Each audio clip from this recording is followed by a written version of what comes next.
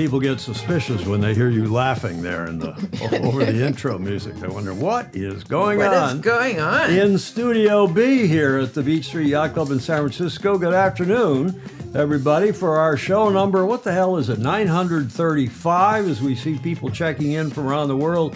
Peter Taylor in New York City, Christopher Gillingham and Jane in Leamington. John Emmett is over in, he's saying good morning, afternoon, and evening. He's over in Weymouth, I believe. Chris Exley in Salem, Mass., just north of Boston, and they've stopped having witch trials in Salem, Mass., I think, Julia. Oh, One can only hope. I can see, you never know. Unless Exley's still doing that.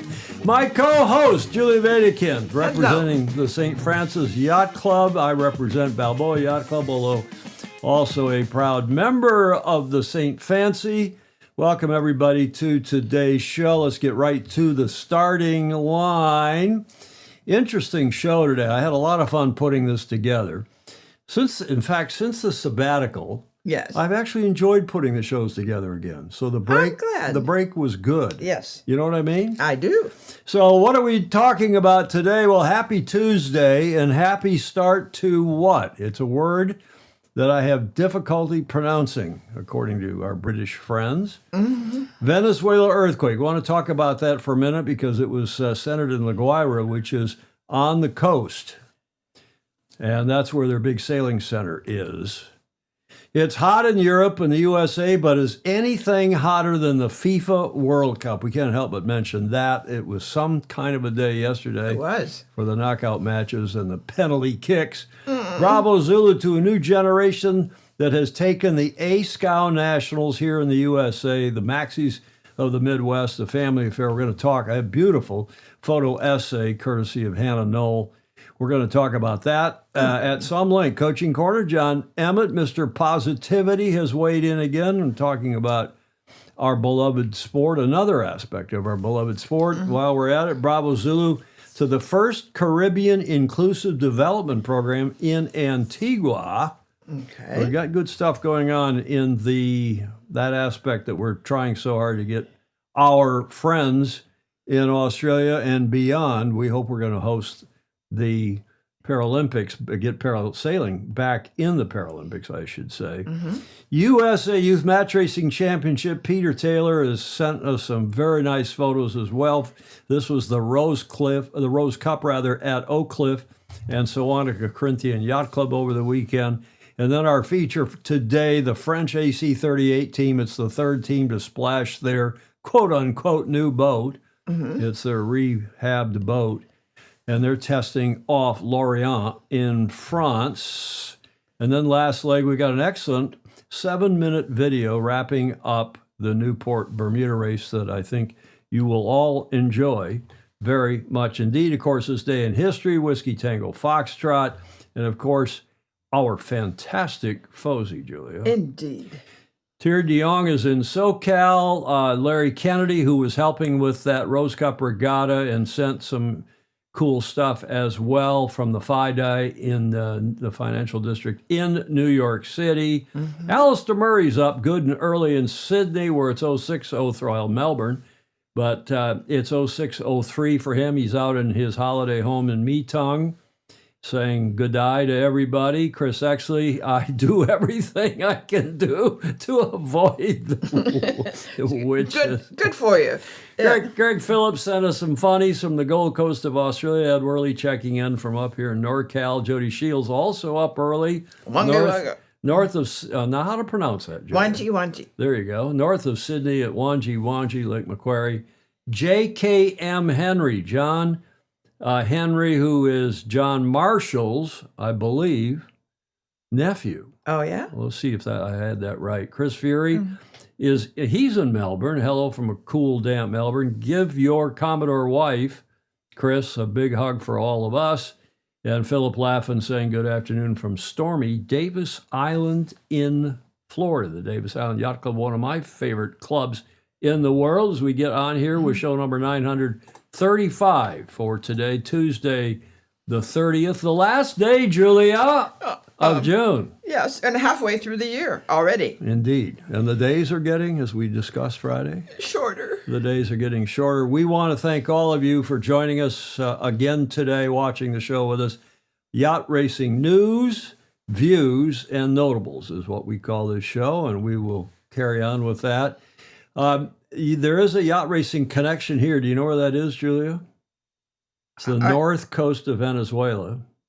It's in the state of, Caracas is just inland, just to the south a little bit. This is up on the north coast, near the airport, near Caracas. And how do I know all that? Because I raced in a world championship down there in 1971. In the olden days. The year I graduated from high school in La Guaira at a place called Club Puerto Azul down in South American Spanish, in La Guaira, in Venezuela, and it's a fantastic spot. We raced the Sunfish Worlds there, and it was only the second ever Sunfish Worlds. These are more recent boats from the ISCA International Sunfish class. So they've had the same problem with the rights holder that the laser classes have. So it's no longer the Sunfish class, it's the ISCA, like the laser class is the ILCA. Oh, come on, guys. This is a more recent photo from, a photo from a more recent Worlds, but we sailed down there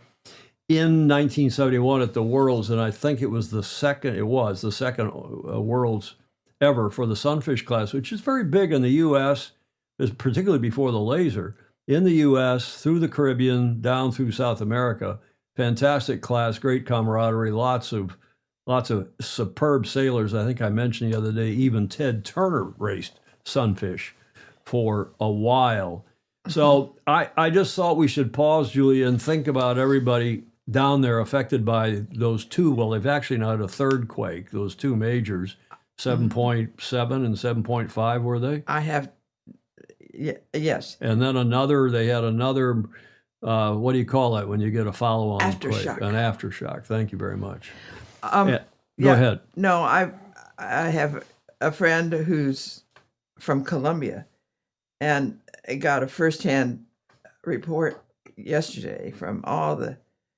We'd have no idea. Well, and the U.S. has leapt in and some other countries, but you're right. We have no idea, and it is a mess. And we got to hope that especially now that country seems to be coming good with new leadership and but pumping oil. That doesn't come through when you're talking to anybody right now. No, well, it's tough. This earthquake is tough. So we're thinking of our particularly sailing friends in Venezuela, and not many, but a great sailing country back in the day. Mm-hmm. They even had an ISAF vice president for a while. Good. And a good gal who was a good representative of our beloved sport. Mm-hmm. Chris Exley's reminding us that the initial earthquakes were 7.2 and 7.5, with hundreds of aftershocks since. And one of them, I know yesterday or the day before, was particularly big. Mm-hmm. So I know they're still hopefully recovering a few more people, but it is tough. And we're thinking about all of you in Venezuela, if anybody's probably not, but anybody watching, or in South America. Yeah. There's a lot of people do watch us in South America. What are we celebrating today, Julia? Well, let's see. A word that I have been accused of not being able to pronounce, not pronouncing properly. I don't. Oh, Wimbledon. Wimbledon started yesterday on Monday, and it's a fantastic sporting event. Forget about tennis. It's the queen of the tennis events of the Grand Slams. Mm. And that, of course, is the All England Tennis Club south of London. Wimbledon is celebrated for several reasons that contribute to its legendary status. First, it is the oldest tennis tournament in the world, dating back to 1877. The strict dress code, which requires all players to wear white, as you all know, adds a sense of tradition and purity, Julia. What a good idea. Purity to the event. Now, what's the connection to sailing? Well, just the great traditions that I wish we would maintain in our principal event. Mm-hmm. The tournament is also the only Grand Slam played, of course, on grass courts, offering a unique challenge that demands skill and strategy. Moreover, the presence of the royal family, who often attend the matches, adds a touch of regal splendor. Yeah, Thierry de Jong is saying Serena's. I was going to play I had a video of kind of what's going on and how Carlos, what's his name from Spain, is not able to play because he's got a bad tendon or something. And we've got Serena Williams is back and who's doing this and that. But I thought I should stick to what I think is relevant to our sport, which is the great job these folks continue to do with this tournament, despite it having been going on since not quite as long as the America's Cup, but almost 1877. Yeah. The tournament is more than just a sporting event. It is a cultural celebration that blends sportsmanship with time-honored customs. Exactly. Time-honored customs. And why we can't do that in our sport is beyond me, Julia. Because we've got to go 87 knots. We got to go fast. Fast. On radically new boats. Yes. That no one in the, very few people, I mean, some of us sell, I like the boats, but nobody else in the very few people in the sport understands what's going on and relates to it. Wimbledon is managed. Who's going to buy one and take it home? Well, nobody, exactly. Nobody's going to buy one. Nobody's going to sail one in a classic yacht regatta 5 years from now, let alone 25 years from now. Bravo Zulu to Wimbledon, and now I have a question for you, Julia. Uh-oh. Why do they eat strawberries and cream? Why is that celebrated at Wimbledon? Oh, I used to know that. Well, you would think poorly of me. Yes. If I didn't have It's a time-honored tradition. a video. That's right. Strawberries and cream at Wimbledon. Well, first of all, that's no myth. As a rough estimate, across the 2 weeks that the tournament lasts each year, around 22 tons of strawberries are eaten, as well as 8,000 litres of cream. But why? Well, firstly, it's the timing. Wimbledon is a summer tournament, and when the tradition was born at the very first tournament in 1877, strawberries were in season. Now they're available in supermarkets throughout the year, but in Victorian England, it was just for a few weeks. So it really is a happy coincidence. And while not quite a delicacy, strawberries were also highly fashionable when the tradition started. They were eaten as part of an afternoon tea among upper-class people, and that too was fashionable and a sign of status. And it's still going strong. Strawberries are delivered fresh every morning during the championships, and over the duration, 140,000 punnets are sold. Punnets. Remember when I asked you pre-show if you'd ever heard of a punnet? Looks like the thing they're shipped in. The plastic boxes are apparently I had no idea, and I eat strawberries out of punnets. I had a strawberry with yogurt and blueberries this morning, as I often do. I had and strawberries. This is a punnet, and I had to look it up because I'd never heard that word. It must be British. Yeah. Or maybe for, higher class people. A simple country boys from Michigan have never heard. But you had never. Stanford educated Julia. Not that word. Never heard of a punnet. Punnets, they are a small, light basket or container used for gathering, transport, and retail sale of soft fruits and vegetables. They're specifically designed for delicate produce like berries to prevent bruising and squashing, and typically feature ventilation holes or slots to promote airflow and prolong freshness. And you've heard that on the History Channel here and the Grammar Channel and the Word Channel with a sailing habit. Okay, enough of all that. Ted Ryman, who is a Brit living in South Africa, Cape Town, he says hi. And he also says, English strawberries are the best in the world. Chris Ferry says down in Australia, he's saying, I just can't picture yachties lining up for strawberries and cream after a race. A beer, maybe. A beer. Or maybe something else. Is the word you can't pronounce. I can't pronounce.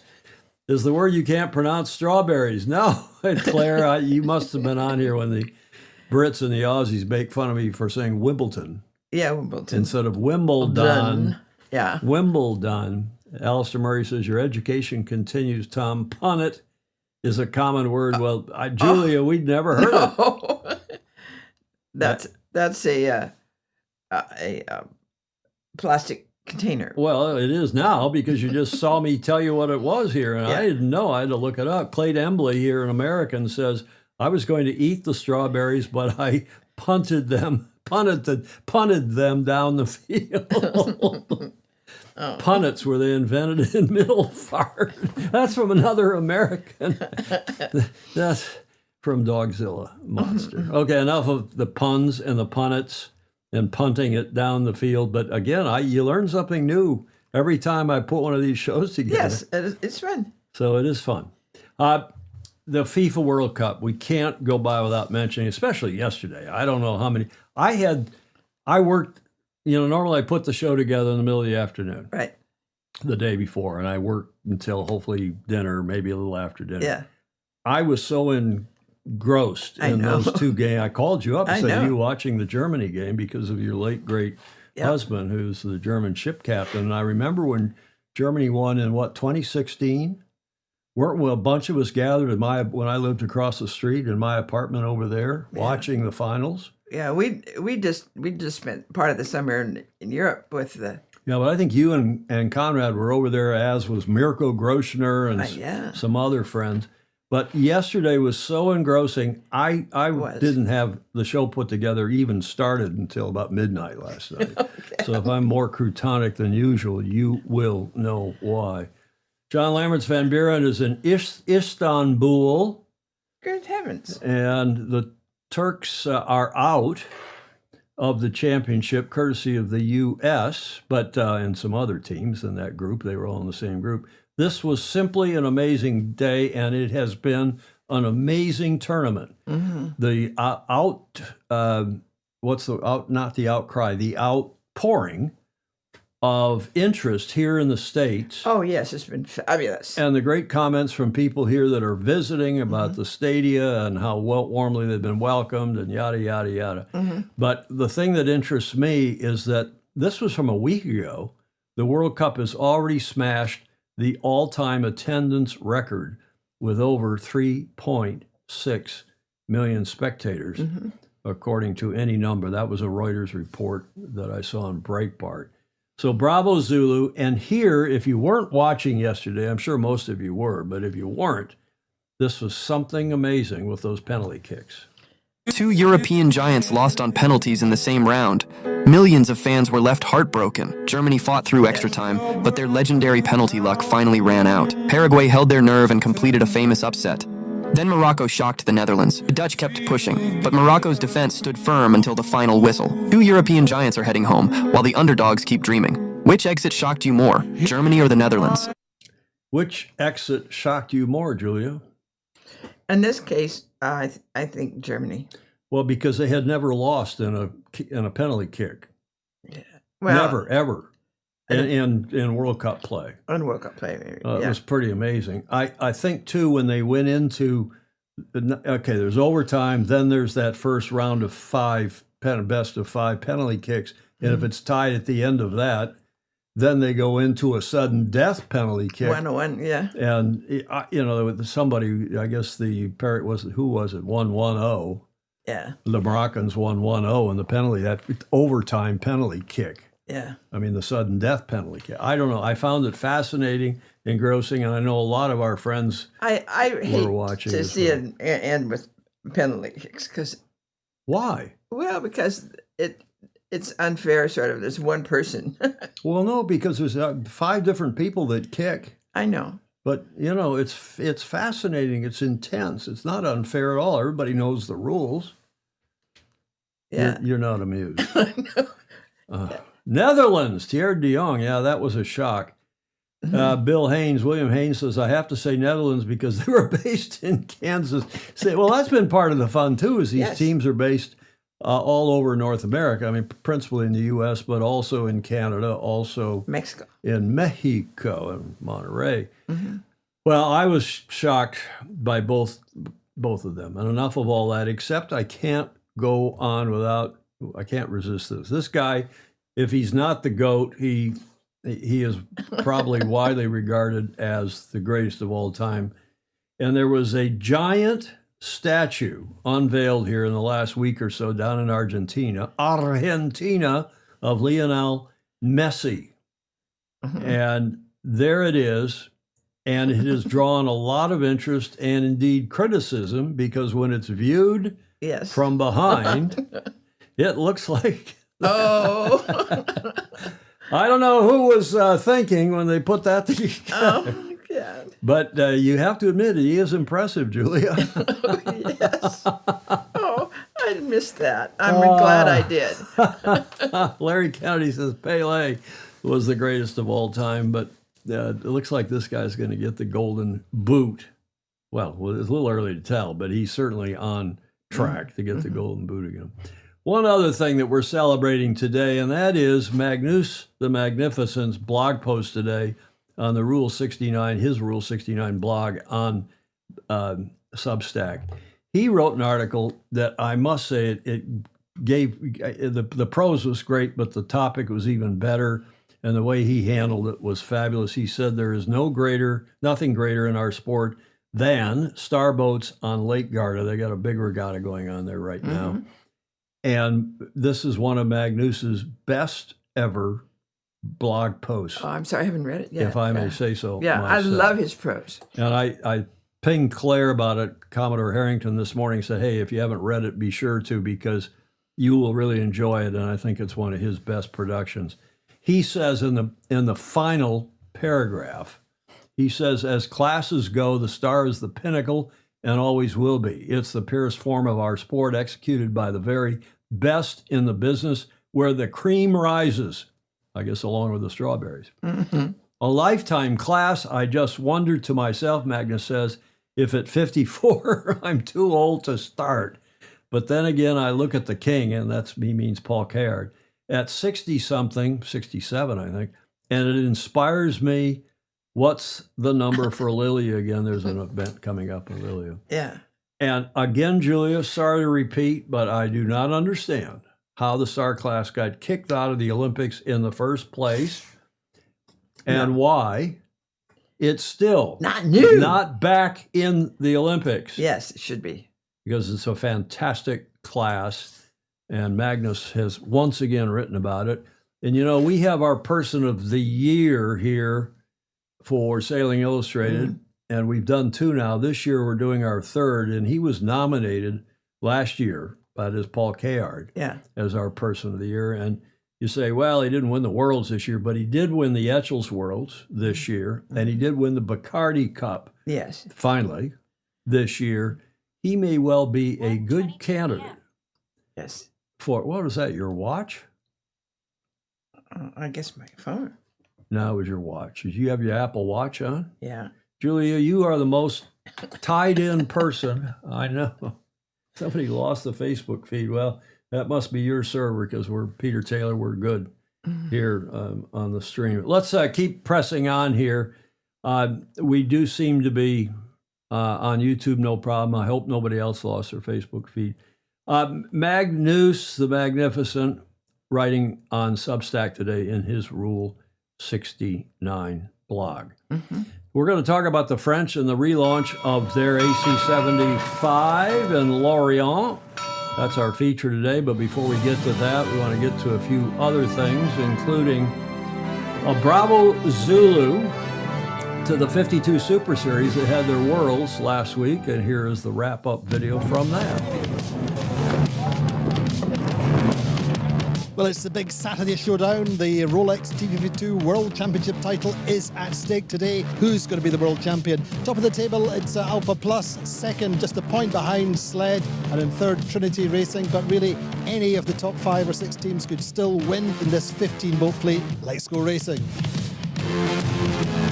After a little bit of delay waiting for the breeze to come in, the fleet moves inshore, so just racing out from Porto Cervo. Race 9, the final race of the World Championship. It's all to play for, and on the start line, Alpha Plus, a little bit more conservative in the middle of their line. Sled win the boat end of the line, get away out to the right early. Trinity are in between Alpha Plus and Sled, but they have good boat speed, so around the top mark, Platoon lead round, Sled second, Alcedo round in third, and in fourth, Trinity. So on the first downwind, Sled and Trinity don't jibe, they go direct, which is a gain for them. But going to the left, Alpha Plus jibe set, get rolled over by Paprec and drop back in the fleet. So through the leeward gate, Trinity leading, Platoon second, Sled are in third, Alpha Plus are way down in 15th, having had to take a penalty. Coming down the final run is a win for Trinity, second are Platoon, and in third place, Sled take the World Championship title. Trinity gets second and Platoon third overall.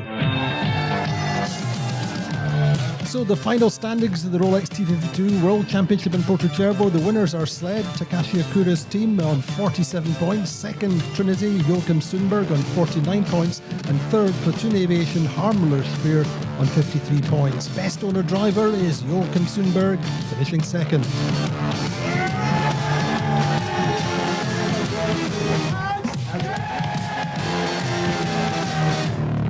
I agree with John Emmett. I do like these videos. Peter Stevenson's, he's here, but he's about to go to sleep. I wonder, isn't he on a cruise in Europe? He's not in Australia. Yeah, he told us where he was. But I agree, John Emmett saying these videos from the 52 class, the Super Series, are terrific. A good wrap-up from their worlds. Congratulations to all the teams, including those on the podium, as you will have seen. Now, speaking of cool stuff, Yes. and I have, with the help, actually more than the help, she sent me all these photos. Hannah Knoll, who used to work for, I think, Harcoon, and I can't remember for whom else she has worked up there in Scow Country, but she sent these photos from the A-Scow National Championship, which wrapped up on the 28th, so on Sunday. And this is a fabulous class. They call them the Maxis of the Midwest. The 38-foot A-Scow, it's the granddaddy and the largest of the Scow classes up here up there. I say up here because I'm from Michigan. In Wisconsin, Minnesota, Illinois, Michigan, down in Texas, and a few other places, Barnegat Bay. It's just a superb class. And once again, they had a fantastic national championship in the 38-foot A-Scow, the largest, fastest, and most powerful inland scow sailboat. Originally designed in the late 1800s by John Johnson of Johnson Boat Works, White Bear Lake in Minnesota. The boat retains the same shape and size as the original boats. With the move to fiberglass and carbon construction, the addition of a bowsprit and a massive asymmetrical spinnaker, combined with a carbon fiber swept spreader rig, the class is stronger than ever. Looked great sailing. And they had a great turnout on Torch Lake. The A-Scow in Michigan. The A-Scow is produced by Melgus Performance Sailboats of Zenda, Wisconsin, has all the modern sophisticated rigging and gear, also from the good folks at Harcoon, needed to make this unbelievable boat simply rock on the water. Powered by the latest sail designs, able to pull water skiers. Wow. And have been clocked at over 25 miles per hour. Why not knots, Hannah? 25 miles per hour and a good blow. The A-Scow is a worthy challenge for even the most experienced sailors. Unlike keel boats of this size, the A-Scow uses only dual bilge boards, either side, port and starboard, for stability, and thus requires a skilled crew of 6 or 7 people to keep her upright. Fantastic class. I've not done a lot of A-Scow. I've sailed E's a lot and C's a fair bit, but not much, other than going out for a ride on somebody's A-Scow. I've never really raced them. Have I? No, I don't believe I have. This is what National Geographic here in this country calls Michigan's Torch Lake. They say that it's one of the world's 3 most beautiful lakes in the world. I don't know what the other 2 are, maybe Garda and maybe Geneva for that. I don't know what they are, but this is a super beautiful, cold, deep, clear blue lake up in the northwestern corner of the Lower Peninsula, up north of Traverse City, between Traverse City and the Mackinac Bridge, up towards Petoskey, up in Cherry Country, Julia, where my mother was born and raised. And it's a superb club there, the Torch Lake Yacht and Country Club. It's a seasonal club, and they host first-class regattas at a fairly small, largely volunteer club, and it's fabulous. And the the A Scouts had a terrific event, won by a young sailor who's a new generation led by William Schroeder. He becomes the youngest helmsman to win the prestigious A Scout National Championship. So this new championship has arrived, and Bob Schroeder's... Are we being strafed? Can you hear that? Yeah.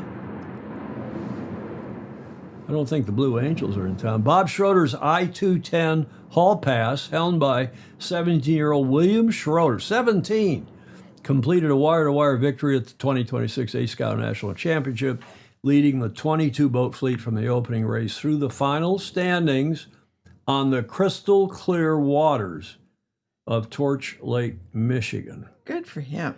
So there's the winner. So you can see the 6 guys on the boat. That's the name of that boat is Hall Pass. 17-year-old William Schroeder if you're speaking German. And he said, I can't believe this is happening right now. I mean, it's crazy. It's hard to win in this fleet. Everyone has to be perfect. One little mistake from one person and it can all fall apart. When it all comes together, there's nothing better. I'm just grateful my dad gave me the opportunity to drive. If it weren't for him, I wouldn't be here right now. Yeah. That's the family aspect of these classes, Scout classes, and more. Representing Lake Geneva Yacht Club, that's Buddy Malgus's club in Wisconsin, Hall Pass never surrendered its grip on the championship. The team itself established itself immediately on day one, leading at every mark while posting a 2-1 scoreline before carrying that momentum through the remainder of the regatta. No team had better starts all week. Time and time again, Hall Pass launched cleanly off the line, putting themselves in position to control races from the front. Good for him. Final picture. I thought this was one of the most clever pictures I've seen in a press release in a long time. And this is the team. This is William Schroeder in the middle there with his tactician, Will Hirth, brother Marshall Schroeder, Matthew Sexton, Morgan Stanley, Billy Madden, and Charlie Hirth. Schroeder is the youngest helmsman ever to win an A Scout National Championship. That is quite an achievement, signaling the arrival of another generation of elite inland sailors. Good for them. And the Schroeder family watched every race. They're there cheering on their son, prodigal son. There's another shot of the boats now with the bowsprit and the A sails, the asymmetricals that they have. Fantastic stuff indeed. And what else here? We've got the championship. This championship adds another chapter to the 130-year story of the A Scout, known as the Maxies of the Midwest. The 38-foot flat-bottom racers remain one of America's fastest and most physically demanding one-design classes. Just as importantly, they remain one of the strongest communities. Strongest community. Many of today's competitors first learned to sail X-boats, which is the kind of the junior version of the bigger Scouts, before progressing through the MC, the C, and the E Scout fleets. Parents, I love this, parents become crew, children become helmsmen and women, and when one generation steps aside, the next is ready to take the helm. Nice. Nice stuff. Bravo Zulu to everybody involved. Hannah Lee Knoll from the USA contributed those photos and the text. She runs a little agency now called Wind Dance Creative, specializing in yacht racing and sailing, and does a superb job. Thank you, Hannah, for that. Let's carry on here and get to John Emmett's report now, because we've got a good one from him. Most of them are good, and this is particularly good. A couple minutes long. John Emmett, Coaching Corner, Super Fozzie John from Weymouth. Hi, Tom, Julia, and all the Fozzie. So gradually getting back into the habit of John Emmett's Coaching Corner, and I hope very much to join you on the live show. Sailing is a global sport. and there really is something for everyone. A lot of people will view the America's Cup as the pinnacle of the sport. So for me, the more teams and therefore the more countries who compete, the better. Therefore, I think it's fantastic news to see the French boat is now launched. And this is obviously at the very top level, because when we have the more teams competing, we potentially have more viewers, because people will follow their heroes. And the French are far more likely to be watching if there's a French boat. So in terms of elite participation, I just think the more countries and the more people, the better. As simple as that. And of course, I hope all the teams will be competitive and there won't be a runaway winner, because that makes it much more interesting to watch. But also, at the bottom of the pyramid, grassroots, people follow their heroes. So the more countries which are represented, the more young people from that country are likely to be inspired. It's the reason I think at the Olympic Games, good to have as many teams as possible in all of the disciplines, because those teams are likely to have people following them from their country. And when you go down to the final few races where there's less people participating, that will possibly affect the viewing figures. Now, viewing figures isn't something that I'm thinking just in a meaningless number. I think it helps sponsorship, which brings money into the sport and therefore makes it easier to run world-class events. But I think I will go full circle and to say it's good to have as many elite teams as possible, because there's professional opportunities for more and more sailors, which means people can actually make their living from the sport. But actually it's the grassroots level and showcasing our sport all around the world, which is probably the most important thing. If you've enjoyed the content, please do share. And as always, sail fast, sail safe, and have fun. John Emmett with his coaching corner. Get to the front of the fleet, and again, we always say at the end of his segment that we're pushing hard. The World Sailing, the Aussies, and beyond are pushing hard to get sailing back in the Paralympics for 2032, and the Olympics will be in Brisbane. Show number 805. We've been talking about this for over a year, so we hope you all will support that as well, wherever in the world you are and however you can do so.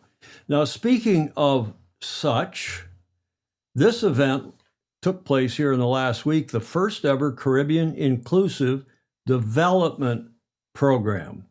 It was a fantastic event. By all accounts, it was the first ever inclusive development program, championed inclusive sailing at the National Sailing Committee in Antigua, Academy rather, not committee, bringing together coaches, sailors, and a program of leaders from across the region for a week dedicated to learning, collaboration, and opportunity. So this is nice to see this going on in the Caribbean. The more of this kind of stuff we can get going, what we have going, the better our chances will be of being reinstated in the Paralympics. Mm-hmm.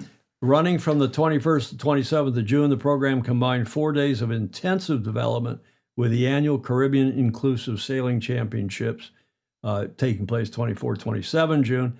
And it was sailed in RS Venture Connect boats, which are beautifully suited for this kind of racing. Mm-hmm. While the regatta provided exciting racing, the real story was the community education and long-term legacy being built through the IDP. And there were representatives from 10 countries across the Caribbean and South America.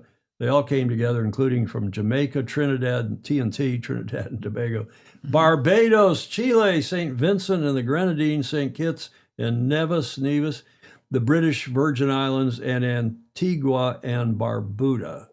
In total, 23 sailors, coaches, and program leaders spent the week sharing knowledge, developing coaching expertise, and expanding opportunities for para and inclusive sailing throughout the region. Now, it may sound like a small number of people, but every little bit and in every different region of the country, in the world rather, where something like this happens, it's important because World Sailing can point to these events. There are the winners, proud and happy, and there is the group that sailed, coached, and put the regatta on, including right in the front center is Hannah Stodel, who is the esteemed John Emmett and Andrew Pindar and others just speak very highly of her. She's the para world sailing manager at World Sailing. She led the program. She worked with coaches from across the Caribbean to build confidence, coaching capability, and sustainable programs in each of their countries that will continue long after the week concluded. Reflecting on the program, Hannah described what makes the IDP unique. Quote, "It is more than a program. It is more than coaching sessions, boats, briefings, workshops, and long days on the water. It is a space where people come together, support each other, learn from each other, and then leave stronger when they did. Than when they- when they arrive." Thank you, Yeah. Julia. Mm-hmm. Thank you very much indeed. So Bravo Zulu, nice stuff. Really pleased to see that going on in the Caribbean.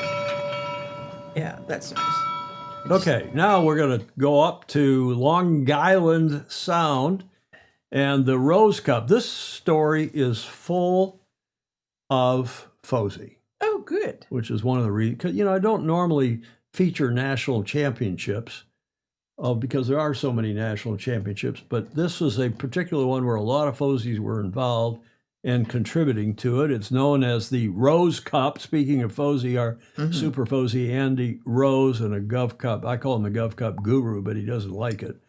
So I think the more he says I don't like it, probably the more I'll call him the Gov Cup guru. He's chairman of the steering committee at Balboa Yacht Club, where the Governor's Cup takes place. But this trophy was named after him, and it's emblematic of the youth match. And not by him.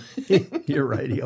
He always says that. I didn't name the trophy. Somebody else said. A foundation did.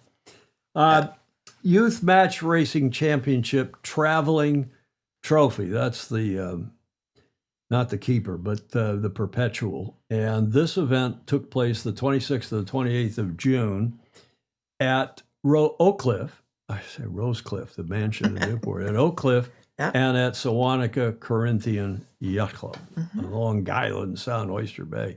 2026 U.S. Youth Match Racing Championship hosted by Oak Cliff Sailing, 24th to the 28th, featured highly competitive racing despite exceptionally light winds that tested sailors and race officials Oh, I bet. throughout the weekend. We told you a little bit about that last Friday, how light it was. In fact, they didn't get any racing. They got maybe 2 races in Friday.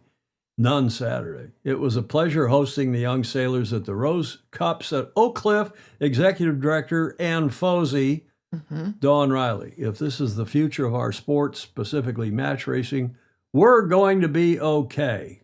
Couldn't agree more. Yeah, Speaking of Fosey, it's great. this was the photo we showed you on Friday. That's Long Island Sound these days, Oh, yeah. all too often. That's what it looks like in the summertime because, as we said, they paved Paradise and put up a parking lot. I mean, the sea breeze comes from the ocean south of Long Goes Island over. and goes up because of all the concrete and the buildings and the highways and all. Goes up with the heat rising off Long Island and then doesn't come back down until the wind gets to Awful. Connecticut. They ought to have 2 big wind machines. Well, that's not going to help much either. Here's a note about Peter Stevenson. He's just leaving Bavaria on a Viking cruise and going through 67 locks to Budapest. Good luck. Well, I hope you sleep well through all those locks, Peter. So anyway, back to the event. Christine Gribben, another Fosey of considerable repute and Vice Commodore, or Rear Commodore now of Balboa Yacht Club, sent that photo in on Friday. They did get a couple races in on Friday, but none on Saturday. And then they did manage to complete the round robin on Sunday. They didn't get to quarterfinals, semifinals, finals, but they did get a round robin completed in conditions that Peter Taylor, who was there, another Fosey, Super Fosey, Yep.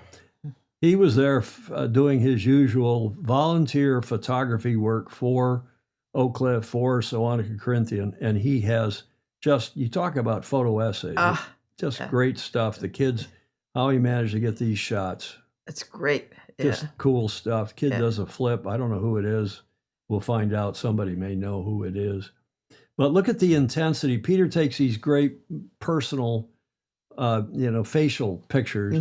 Look at the intensity on the faces of these kids. Yes. I just love these photos. There's the runner-up from Balboa Yacht Club. And there are the winners. Another photo courtesy of Peter Taylor, representing the New Bedford Yacht Club, which is up just out between Newport and the Cape Cod.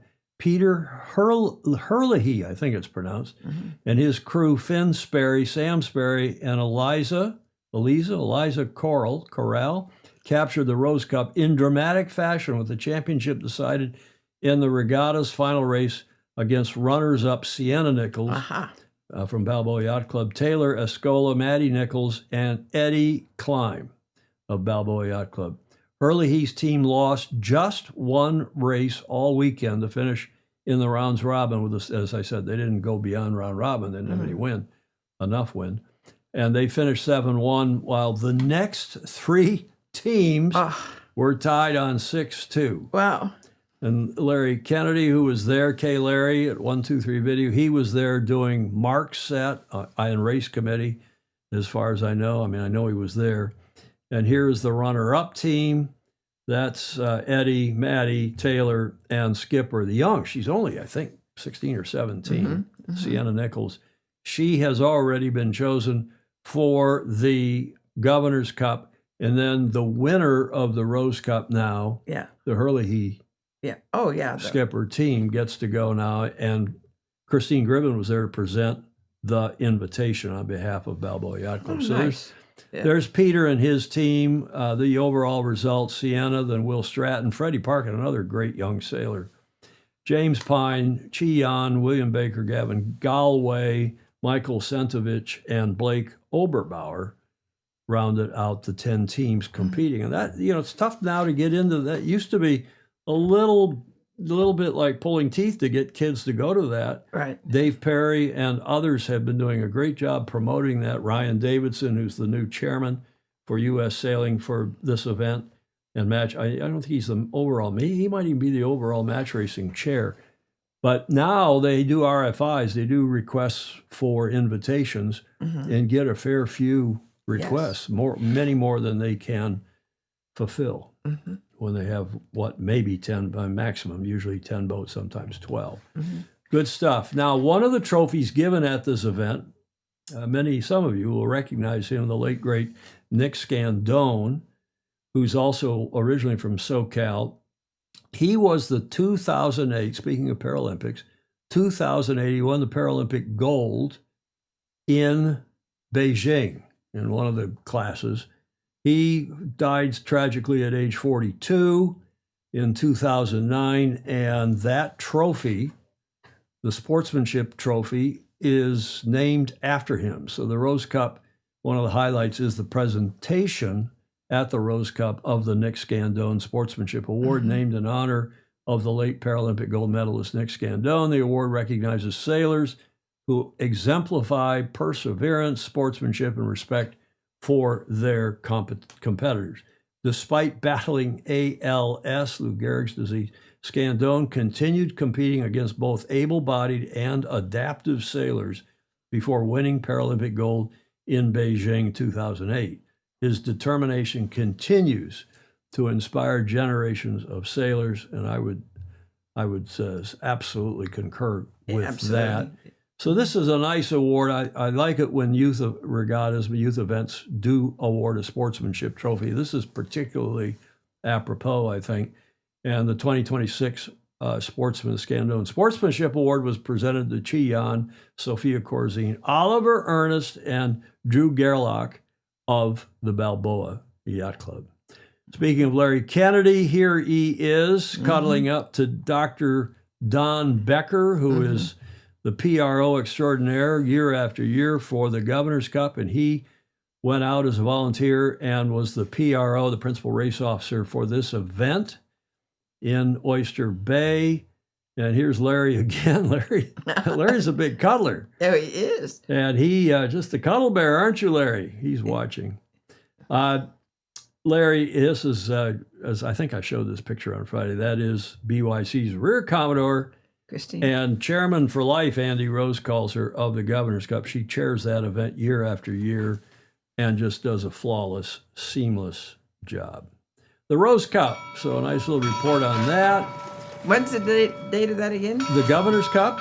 Yeah, The Governor's Cup is the last week in July. not far away. No, it's just in, 4 weeks. And I'll be down there helping out with the television as usual and doing some commentary with Andy and Matt Whitfield. And then, Julia, Yes. when Gov Cup is over, I'm going to San Diego Oh, to to meet see my daughter and her husband and your new granddaughter. the new grandkid. Yeah, that's neat. My first and probably last. Maybe not. Maybe Meg and Aaron will have another one. Yeah. I don't have any other kids other than Meg, as far as I know. So Yes. why do you laugh?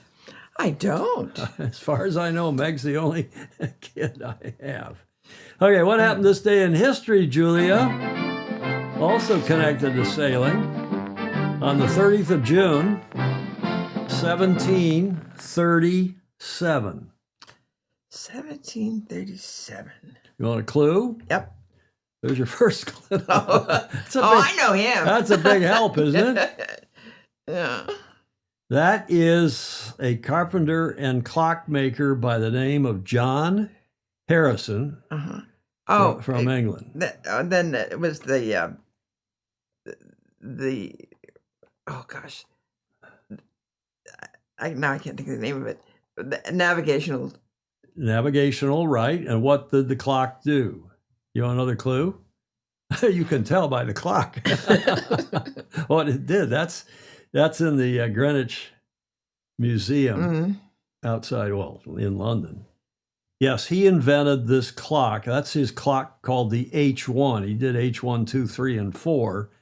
And what they did was not only as an aid to navigation, but it allowed ships to tell the longitude. Yeah, Right. there's Yarvahe knew exactly. Yarvahe 9028. That is the clock. He is the clockmaker that solved that problem, which was causing, without knowing longitude, a lot of ships were lost at sea. Harrison's H1, the first of his revolutionary longitude timekeepers, is on display at the Royal Observatory in Greenwich in the Time and Longitude Gallery.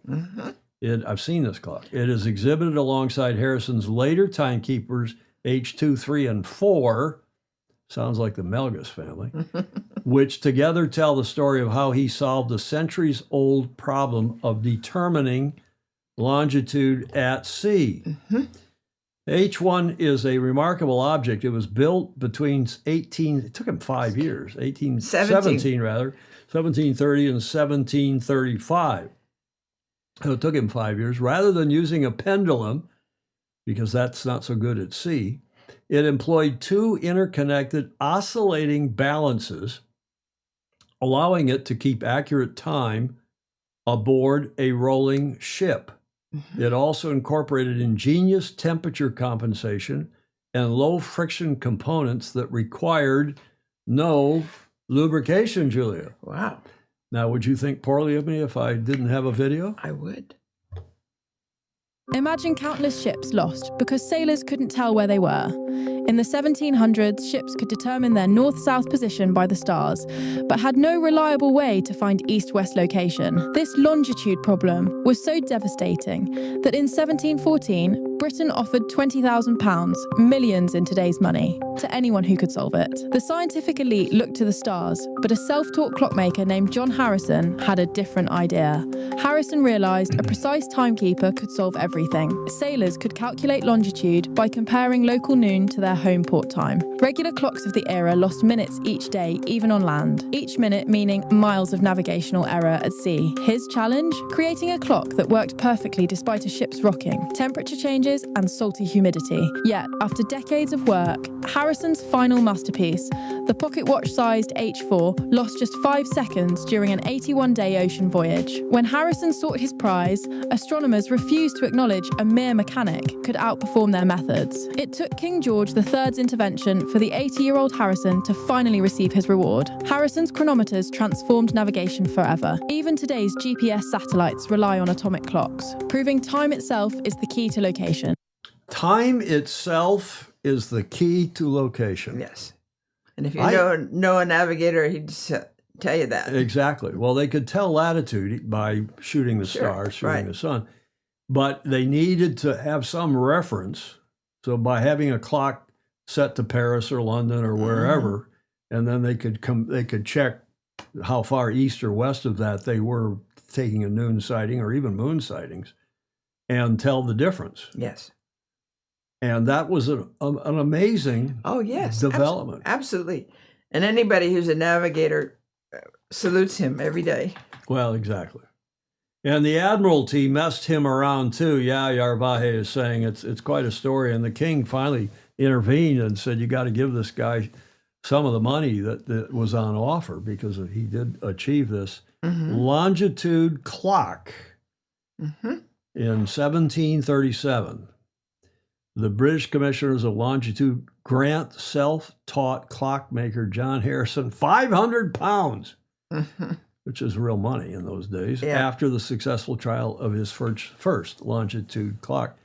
Julia, I had no idea that the clocks in that, even clocks in clock towers, were no more accurate than seconds per day on sitting on land. Right. I don't know.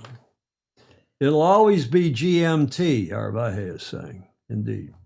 Okay, let's get to the America's Cup and our feature story today, which is that the French become the third boat relaunched from the previous AC-37 boats, having them rehabbed, made lighter, and added crew, or a reduced crew rather, and they launched in Lorient a couple days ago and have been testing.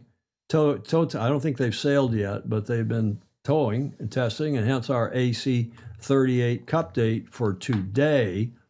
There, I haven't seen many videos. It's been cards have been held close to the chest. Yeah.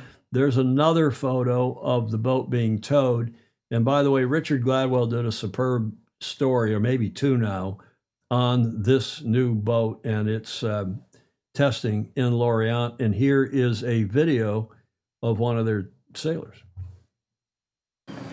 Hi Antoine, can you tell us what was the goal today of today's session? Yeah, quite a lot of goal today. So it's about the relaunching of the 75, nearly 18 months without touching the water. So quite a lot to do to restart the process and everything. It was also our first launch in Lorient, so we have to check that our setup is working quite well. And the second goal of the day was to go outside to do some tow tests, check that the flight is okay, that everything is working well, and we did all the check we would like to do. So quite a good day on water. We saw you doing some tow release tests. But the idea is just to test at 8 knots that all the system for release is working well, to be sure that when you are flying at 25 knots, you have no issue on if you need to cut quite quickly, it's working quite well. So it was the main goal of this year. Okay, you're happy about it?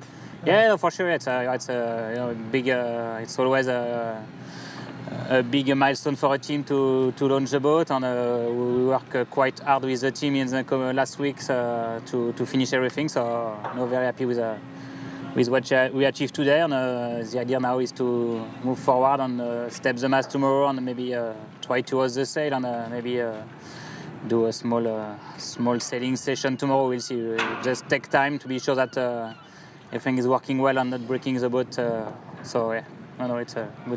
And just we saw you doing a few foul movements, can movements. Are you happy about it? And For sure. It's just to test that it's working well, and we have all the guys on shore checking that the oil is moving well, and that all the valves are working, and also he has to try to start to do some fine tuning of all the valve and everything to have the setup we would like. And the last question, Bob, are you ready for tomorrow?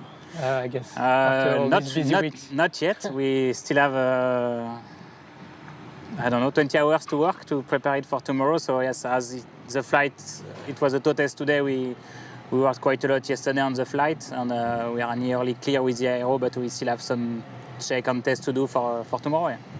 Yeah. Okay, that's the technical director, not one of the sailors, although he probably does some. I'm sorry, his name escapes me.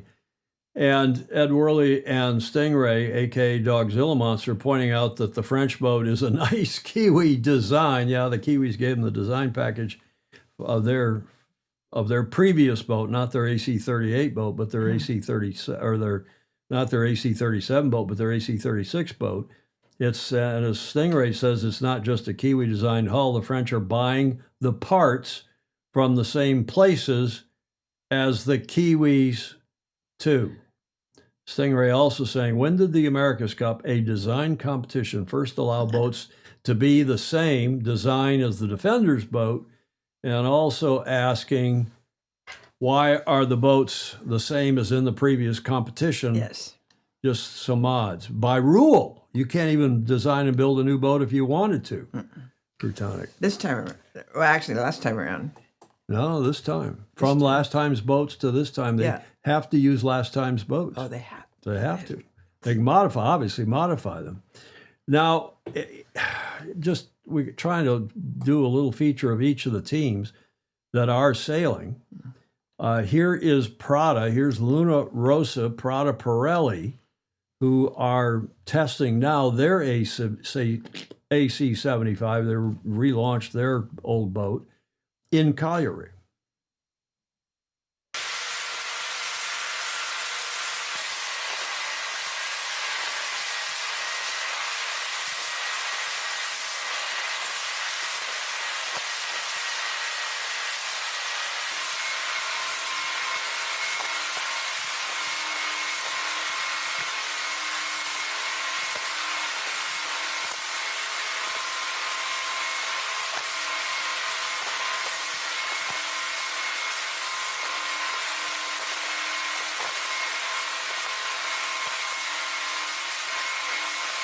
Now, they didn't offer anything. Apparently some problem with the clew of the mainsail. And again, Richard Gladwell has covered this, but as he and others have said, at least the French were somewhat forthcoming on what they're doing. But remember, the Kiwis have already sailed for months with their rehab boat, revised boat, and are already back in the shop doing another iteration. Wow. And these teams are just getting on the water and trying to figure the new boats out. I say they're new, they're not new. Lance Burke wondering if the guy's going to go back there and take a pee off the stern. I don't think so, Lance. And it's,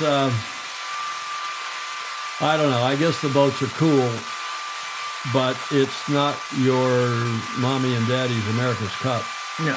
It's not even my America's Cup. Okay, seen enough of that? Yep. Although I love to see Prada out there. Well, for sure. You want them to win. I do. They deserve it. What is this, Patrizio's 7th attempt? I think so. I think it's his 7th attempt. Now, we keep showing you this picture of the base being built for Athena, for the GBR team, under construction in Bagnoli. And thanks again to Margarita Marshall for sending that along. But what else is going on? The lawsuit, I checked in with one of my best sources this morning, and apparently Athena have replied to the lawsuit filed by Sir Jim Ratcliffe. Mm-hmm. And that case is going nowhere fast. At least they seem to have, the Brits, Athena, seem to have been given control of the base, the Portsmouth base. But who knows what else is going on? And this is the Challenger of record, Commodores, ladies and gentlemen. And there's nothing except videos like this. I'm Sam Webb, and I'm a trimmer on board the Athena Pathway Youth and Women's AC40 team.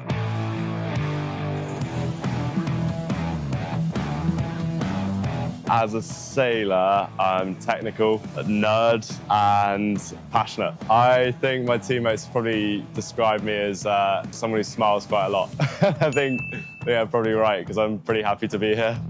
A big part of a trimmer is the technical aspect, and it's quite important to sort of enjoy that side of the sailing. And then from the nerd perspective, I love all the numbers. I'm super into the data side of things. And then, yeah, passionate about the sport. I mean, I just love being on the water, and yeah, really grateful to have this opportunity to spend more time on the water. I love it. I just love it. You know that saying. I think when we're in the boats, I mean, we're kind of just thinking about the performance and just the speed, getting the boat going as quickly as possible. A big part of that is just the heel of the boat. So a lot of the time as trimmers, we're just thinking about how to lock in the heel as best as possible. So maybe people wouldn't realize that, but yeah, we're pretty focused on that. The big goal for us and for me is the Cup next year, the Youth America's Cup. Yeah, that's the dream, is to go and win that. So every day that we're out here, we're training, we're pushing towards that goal. It's been a crazy journey, yeah, from the sim to racing in such a short period of time. It's been a bit of a whirlwind, and I think, yeah, looking back, I'll realise that it was quite a short run-in, but it's, yeah, an amazing journey, and just, yeah, to be surrounded by these people and then racing against some of the people that we race against has been an awesome experience. Yeah, so my parents have always been big sailors, so they sort of got me into sailing at the age of 5 down at the local sailing club. We just jumped in plastic optimists and bashed around for a few hours on the weekend, so yeah, it was a great introduction to the sport. First memory of the America's Cup is probably San Francisco with the big multi-hulls racing on the San Fran Harbor. I remember watching it on the TV in the living room. To the young sailors, I'd say just have as much fun as possible on the water. If you're enjoying it, you'll want to do more, you'll get better. So yeah, I think fun is the most important thing when it comes to sailing or any sport. I think being part of this program is pretty special for me. It's kind of my first introduction to the America's Cup, which is something I've always wanted to do. And yeah, I just feel really lucky to be part of the team, and it is such a great team. You know, we've got some real good characters, and yeah, it's great fun to be training out here with these guys. Well, I love the video, and this guy the sailor seems like quite a character and a Nice, cool yes. young guy. Yeah. But again, there's nothing coming out of the team about an AC75, about progress on the AC75. They'll all apparently be in Cagliari with their AC40s, not in Cagliari, rather, in Naples, Yeah. at the end of September for what will be the second preliminary regatta in boats that are not the America's Cup boats. So I don't know. It's hard to get excited. Yeah, French apparently going to move to Naples at around the same time as that preliminary regatta late September. Thanks, Stingray. Ed Worley, Tom, perhaps Sir Ben's new AC75 is a stealth design. That is why we cannot see it.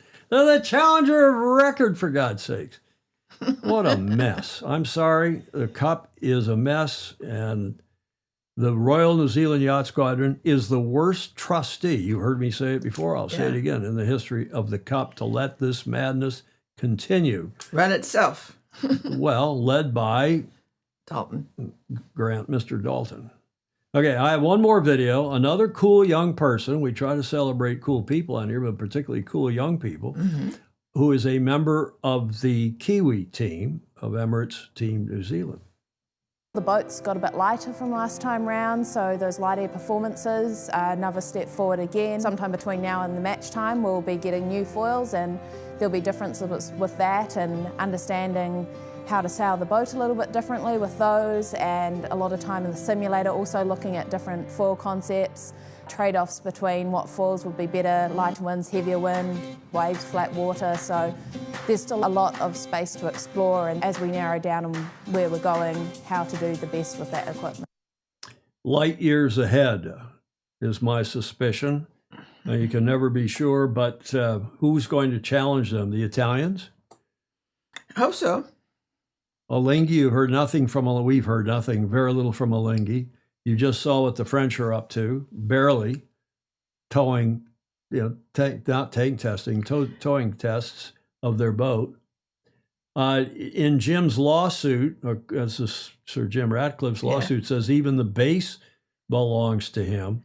And He probably paid for it. And regardless, he did. Regardless how this comes out, it's going to be hugely expensive for Sir Ben and Athena and his backers, just legal bills and carrying on.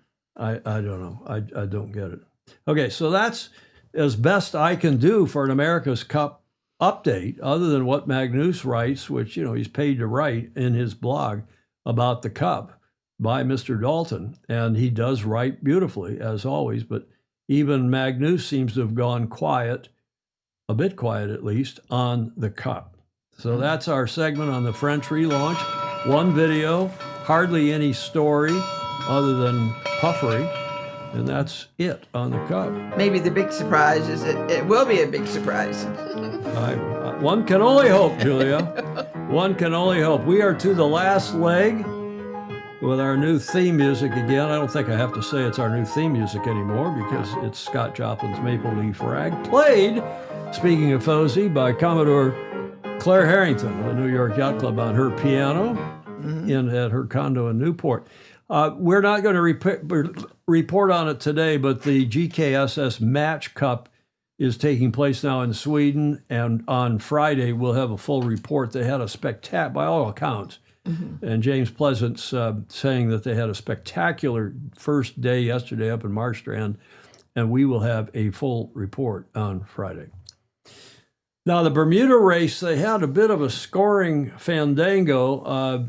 By everybody's admission, it was not very cool because they're using, and I'll have to get Andrew McIrvin on here to explain all this time correction factor, the weather, how they take the weather, and they are revising the handicaps based on what they think the weather was over the course of the race. So, in theory, it's a good thing, but that's also why you have rating bands that are narrow, so that all the boats that more or less perform the same, if it's light air, heavy air, they're all pretty well equalized by the rating band as opposed to some of this other mathematics, theoretical mathematics. Well, they also had a computer problem. The U.S. Sailing has put their hand up and said, sorry, we screwed this up. But nonetheless, they have gotten it sorted out now, and there was some back and forth on who won and who didn't win. But at least on the 19th of June, New York Yacht Club there started. There's Claire is one of those people on that boat. Speaking of Fozy, starting, she was the deputy race officer for the start. And I love that they're starting the race now for the last couple. This is an every other year race.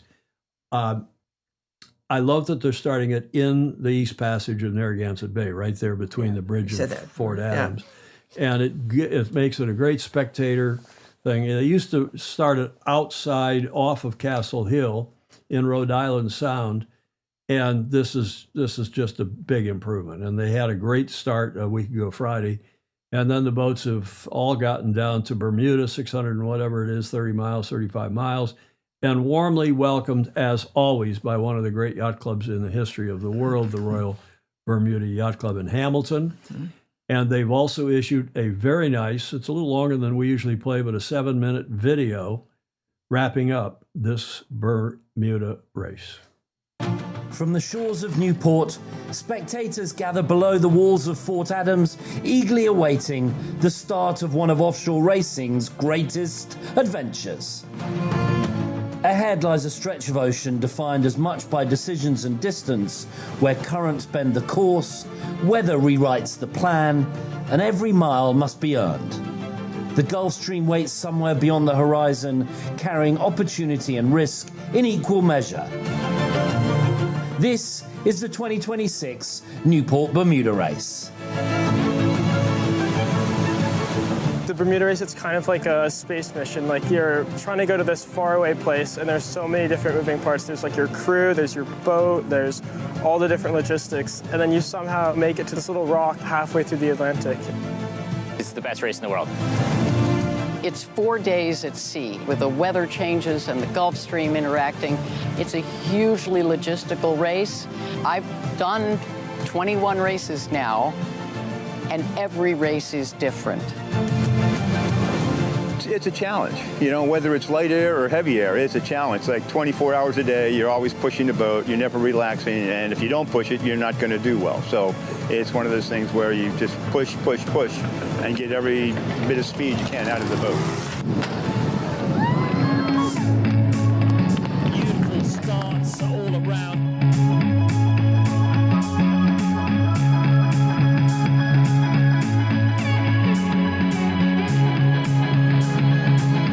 The start is is chaotic.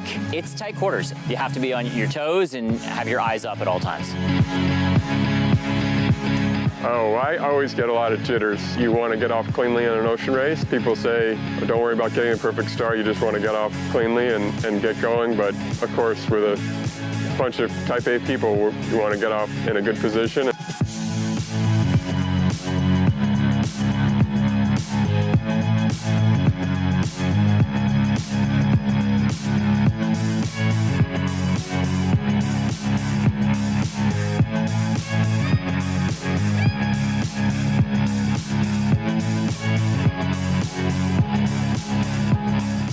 We definitely think of the race in the standard three parts. The start and getting out of Newport is its own adventure, and then you spend the entire rest of the race, it feels like, waiting for that moment where you're getting to the Gulf Stream and deciding when you're going to enter and when you're going to leave.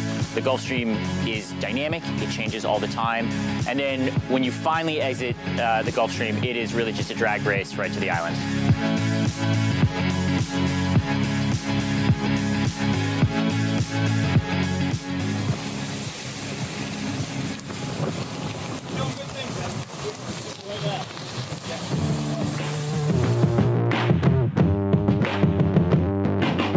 We had it easy, I think, this race. The wind was going with the Gulf Stream, so the sea state was fairly reasonable, even if we have hit a couple of very good waves. The whole boat was shaking from left to right, and we were impressed that the wind sensor was still at the top of the mast.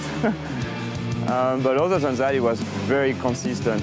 Wind changing a bit in direction and strength, but let's say 15 to 20 knots on average. I mean, peak wind, we had 25 knots. Blackjack turned the Gulf Stream into a proving ground, driving relentlessly towards Bermuda. Her line honours victory was more than dominant. It came within striking distance of the race's all-time speed record, a performance that will be remembered for years to come.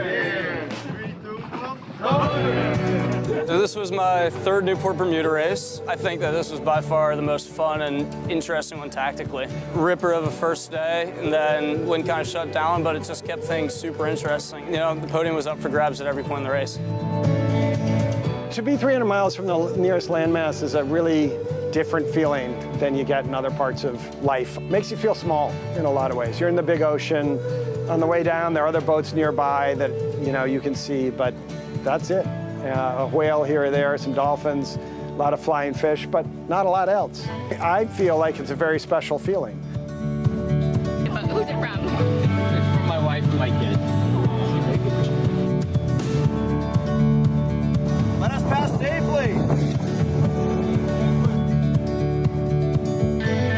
Something interesting about putting 10 people on a 44-foot boat for 4 days in the middle of the ocean, and it's just the way people interact, and it really brings out like the best qualities in people, and you're able to really identify that, and you get closer as a crew, and you learn to trust each other a lot more.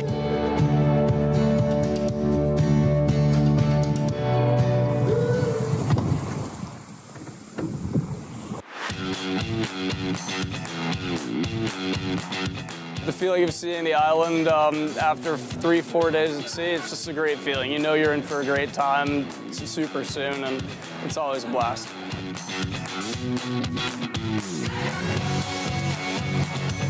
For me, this was the first time I've finished in the daytime, and you can get to see the water. So the kids got to see the beautiful water changes, especially once you get closer to the island. You got to the island, it was 7:15 in the morning, and then the sun came out, went right straight through a tropical system, and all of a sudden the kids could see the water. It was like this collective gasp. It was pretty neat to see, and I hadn't experienced that either. I look forward to this. I have it marked on my calendar for many even years in the future, and I hope to continue to keep doing it as long as I can. But it's a real high in my mind to get to the starting line, and then especially to get to the finish line.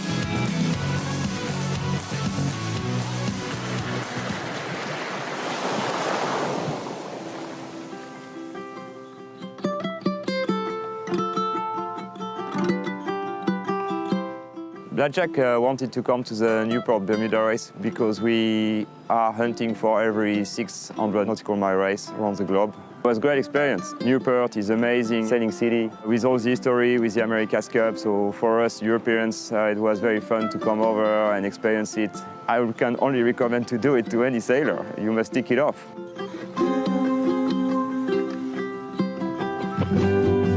Bermudians love to share the island with other people. We love to share our culture, we love to share our hospitality, and we really hope that like all the visiting sailors that come to the island have a great time and that they keep coming back and doing more racing.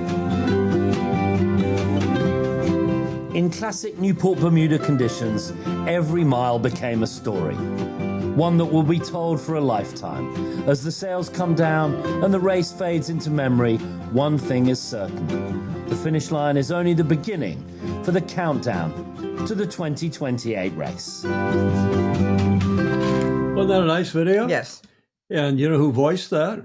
That's Andy Green, another Fozy. Fozy throughout the show today, Julie. Yay. Tristan LeBrun, who you saw, was one of the, I think, the penultimate interviewee. He was the skipper of Blackjack. What we told you on Friday turned out to be, despite all the scoring drama. Yes. We told you who had won, and Nicole and over. That was uncorrected. And then we told you about Blackjack winning first to finish, and I think they also had a, if not overall class, certainly uncorrected as well. Right. So bravo Zulu to them. Better luck with the scoring next time around. And as Stan Honey had a comment on that. Well, that's Lance Burke saying that Stan Honey says that these sorts of handicap races should choose the rating band before the start using the most appropriate free weather model. I think he's talking about weather model available. No changing after the gun. That's sailing. And I think there's a lot of agreement with that, Lance. And Stan Honey, who's probably the smartest guy in the sport. Yes. That many of us, at least those of us who know him, think he's among, if not the smartest guy in the sport. Yeah. So, Stan, sort this out. Come on, it's time to get this sorted out once and for all. This is in the it's IRC is starting now to contemplate using such a thing. I was told by Andrew McIrvin the other day, and of course he's the chief now of the IRC. This is the ORC. These two rules are competing, and you know I'm a big believer in competition and free markets, but you know only in certain things. And I think we'd all be better off if we had one rule and everybody used the IRC and everybody worked on that one rule. The way we used to have the IOR, marks 1, 2, 3, and 4, I think it were. But nice stuff, great video. Thanks, Andy Green, for a good job on that, at least doing the voicing. I don't know who wrote his script, but it was awesome. Nice. Wasn't it nice? And Peter Taylor agreeing that Stan is always correct on this point. Okay. Julia, the D block, we are to Whiskey Tango Foxtrot. My pillow's still not arrived. That Magnus bought at some It'll have a good story to tell. He bought at some kind of a flea shop in Newport. And then Claire's been trying to ship it to in a bullet box. Yeah, Claire's pointing out that Newport to Bermuda scored under ORR, but that's an offshoot of ORC, as you know, Claire. Whiskey Tango Foxtrot, here's the first one. Blake Middleton sent a text saying he had to go to a doctor's appointment, but he knew I was going to include this. Mocking me, no doubt. Yes. Julia, why do I get mocked so often? Because you're so easy. Is that it? Yeah. Do you want to learn to play the banjo? No, thanks. Thanks. Those were always cool. You know, in college, you'd see those, you'd put the, I don't think I ever put one up, but I did take the number, because you'd see something, they're advertising something, or a free ride, or a, ride to help us with gas to someplace, and then all the college campuses, you'd tear the number off and call it. But in this case, you tear it off and say no thanks. Blake, thank you for that. Blake also contributed this one, Julia. This is right down our alley. What's one picture that shows how much you've changed in 10 years? Oh. I passed my driver's license test without corrective, so my eyes are still okay. My ears are good. My smelling is not so good. Mm-hmm. I don't know why. I can't. Did you smell the tree out front here at the Beach Street Yacht Club this morning? Yeah. I mean, that's right below your bedroom in your apartment upstairs. Yeah. It blossomed. I woke up this morning and said, something smells good in here in the apartment. In the Beach That Street Yacht camellia? Club. And whatever that tree is right out front. Blossomed. Oh, out front. Out front on the street. Right. Under your bedroom. Yes. Beautiful. Well, tree, you can't hear a banjo without smiling. Yarby, he says. Peter Taylor says banjos are cool. Steve Martin played one for me in a small group. Well, I'm only a banjo player by necessity. And that's how I started playing one in the first place way back college days. The banjo player didn't show up. We were a Dixieland jazz band, and I was playing the tuba or the bass. I guess the tuba. Yeah. And the banjo didn't show up, and you got to have a banjo player in a Dixieland jazz band. Right. Right. So I picked it up, retuned it like the top 4 strings of a guitar. Yeah. Which is called Chicago style. It's actually a banjo tuning. Yeah. Okay, enough about banjos. Julia, thanks to Blake for sending that one. Then here's another one. This is one of the cleanest ones that Greg Phillips has sent in a while. Do not regret, speaking of old, do not regret growing old. It's a privilege denied to many. Uh-huh. Now, as you're closing in on 90, Julia. I know. Huh? How can that be? It is, but it's great. It's a privilege. Yes. And it's a privilege to be that old. I feel as well, having gotten through our sabbatical and being refreshed as we go forward here at my advanced age. Never regret a day at sea. Calm days give peace. Rough days give skill. Storm days give lessons. And the best days give stories you'll tell for years. This is a new submittor, Jorge Perez Patino from Argentina. Thank you for that. It was a very nice one. Yes. And then, Julia, watch carefully because this actually is not Baywatch. The the Baywatch, the original television show, has now been revised, and this is Baywatch, but they're talking about match racing. No joke. You're supposed to keep your suit on in the shower. I thought I was alone. That's no excuse. What's your excuse? What are you doing in here? We have a match race with South Bay coming up. I didn't know there was a Baywatch sailing team. Yeah, well, there hasn't been one in a couple years. I just thought it'd be good for morale if we competed again. Jeez! Caroline! What is going on here? Anybody else out there? You want to bring them in? I'm recruiting for the Baywatch sailing team. We're going to the marina after work. Cody, can we please turn around now? Just a second.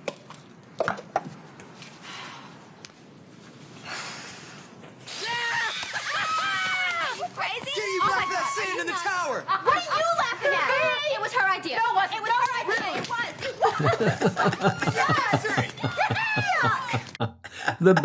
The Baywatch match racing team. They're going to have a sailing team.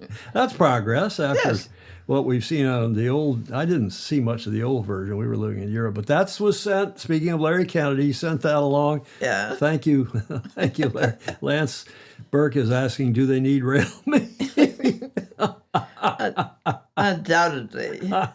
That was a good one. Yeah. Well, this one came from Claire, and again, apropos our 4th of July and the 250th anniversary of this country. So then, would that be us the people or we the people? Which, as you well know, is the starting clause, sentence of the Declaration of Independence. Exactly. In Congress, July 4th, 1776, I think is how it actually started. And then it goes on from there with We the People. Speaking of which, that holiday is this Saturday. We will do our Friday show as normal, and hopefully we'll have, I think we got knocked off Facebook by that Formula One, by that FISA World Cup video. And we will do our normal Friday show, and then I'm flying to Michigan to be with the family on all of next week. But we will do our Tuesday show from Michigan next week, as we've done in previous years, and then no show a week from Friday because I'll be flying back here to San Francisco from Michigan. Finally, speaking of Blake Middleton, he always likes us to end with this one. All the smartest people sail. And my beloved father, who, speaking of old, is 93, which is another reason for going back to Michigan. Sailing isn't for everybody, but it is for anybody. For anybody. Right? Right. Julie, I think you should do the Bermuda race. You've got one more in you. No? No? On what?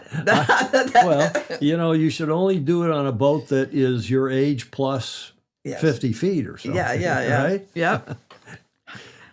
That's what we should do. But we're to the finish line, and thank you all for joining us. Julia likes to say, Yes, this is a great time to just stop and like, follow, and share online to increase our awareness.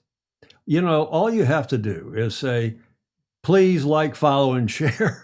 And you always are adding stuff to it, which But is it's great. boring just to I say know. like, follow, and share. There you go. You're fantastic. Alistair Murray is fantastic too. He says, how do you tell one banjo song from another? They have different names. Thanks, Ted Ryman. You're very kind. And again, comments are welcome and replay. And I guess I'll have to we record the show here locally on the hard drive, and I'll take out that little bit of World Cup stuff that apparently offended Facebook. And thanks to all of you for shifting over to YouTube. I am thinking about opening our own website, our own, for example, Substack, and streaming to something other than Facebook and YouTube. I know a lot of you like Facebook because of the commenting is back and forth. It's easy for you all to do. And since we've been there since the beginning, 10 years ago. But I am thinking about that. If anybody has any ideas or thoughts or suggestions on that topic, that would avoid all this copyright strike stuff and the back and forth that we sometimes have with one or the other platform. Comments welcome and replay. And of course, we thank all of you who support us via Patreon, patreon.com/join/Sailing Illustrated. And I had a very kind offer this morning from a super Fozy who said, is there anything you need in the studio? Whatever.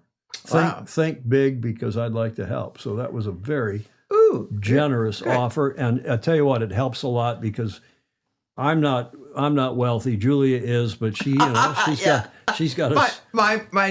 my jets, and she's got to save her money for the jets and for the yachts. But no, seriously, she's going to live for another 10 years. Going to live to be 97, maybe 107. No, I'm not going to. So you got to save your money, especially if they cut back on Social Security in this country. Well, we're dealing first with revaluation. Well, that too, especially here in California, where they're going crazy. For all U.S. dollars. But thank you, everybody. Thanks for your support. It does help pay our streaming fees. It helps pay for the equipment that we need to put on a first-class show for you, and we appreciate your support. Chris Exley, Stingray, Peter Taylor, Alistair Murray, Ted Ryman, and everybody involved. Thanks also to those who gave us audio, video, and images for today's show. Final thoughts, Julia? No. I look forward to 4th of July. The little. Well, you've got somebody's got to get you over to the club so you can see the fireworks, because they've moved the fireworks, as you well know, from the Bay Bridge over on the east side of town right here to the Golden Gate Bridge. That's correct. And the St. Francis Yacht Club and the Golden Gate Yacht Club, for that matter, will have the primo viewing positions. Absolutely. So you need, because I'll be gone. Otherwise, I'd take you over there. Somebody needs to. And I think that's going to sell out in a hurry. I think it's going to be bloody spectacular done. for the. Well, though, your yacht club royalty, they will get you in. Yes, Julie. I think they will. Julia, they will get you in. I also want to just personal note, thanks to the people, Peter Taylor and others, who submitted a lot of stuff for today's show. I love to do these photo essays. I really enjoyed the long video from Andy Green and from the gang in the Bermuda race, and I hope you all did as well. In the meantime, we'll see you Friday. We'll be still here. I'll be, and Julian will be here in Studio B for our Friday show. Same time, same channels. hopefully. Mhm. And in the meantime, have a great week. Sail fast, sail safe, and have fun. Ciao for now.